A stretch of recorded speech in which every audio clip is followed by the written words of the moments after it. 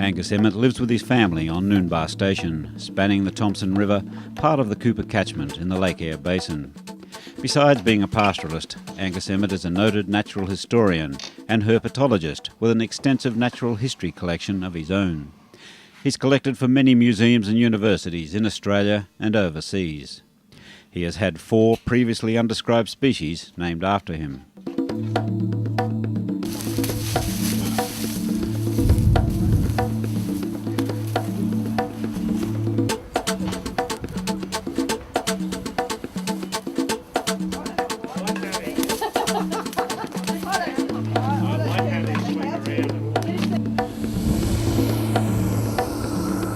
Big sand goanna, Ranus panoptes.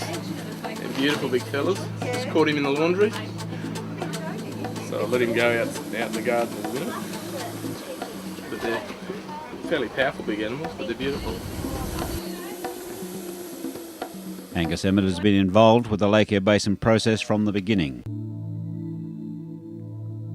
Lake Eyre Basin is home to some of the most venomous snakes on the planet, and this in itself poses an unanswered question. Why are these snakes so venomous when their prey is made up of being small, relatively easily killed marsupials and reptiles? No one really knows, but dangerous these snakes are, like the western taipan and this mulga snake or king brown.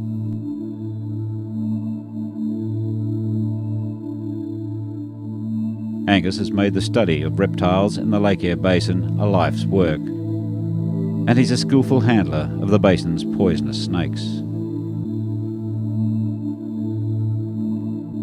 In terms of conserving our natural heritage and our native fauna and flora, these rivers are not only important for the things that live in the water themselves, but we know that they play an essential role in the landscape.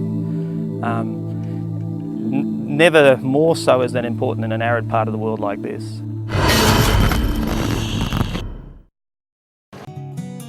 I've always been fascinated by natural history, and we had sheep and cattle here, and I used to be out with Dad and working all the time, so he's sort of just out immersed in the bush continually. But combining that with natural history just fitted in really well, and I guess I never grew up when it came to natural history because I'm finding it more and more fascinating the more I look at it.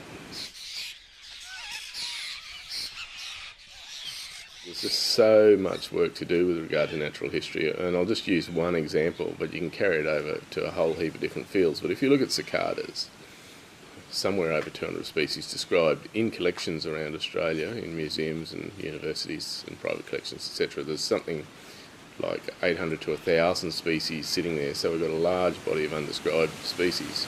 Here on Noonbar I've been working on them for quite a number of years, and I'm up to 30 species here now, but of those, half of them are undescribed.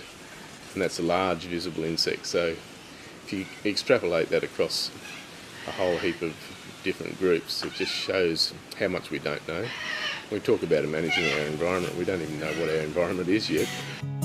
Boom, it goes from being dry and horrible and dusty to suddenly the whole country just springs to life, and you've got birds everywhere and insects by the millions, and just you suddenly go from nothing to this huge explosion.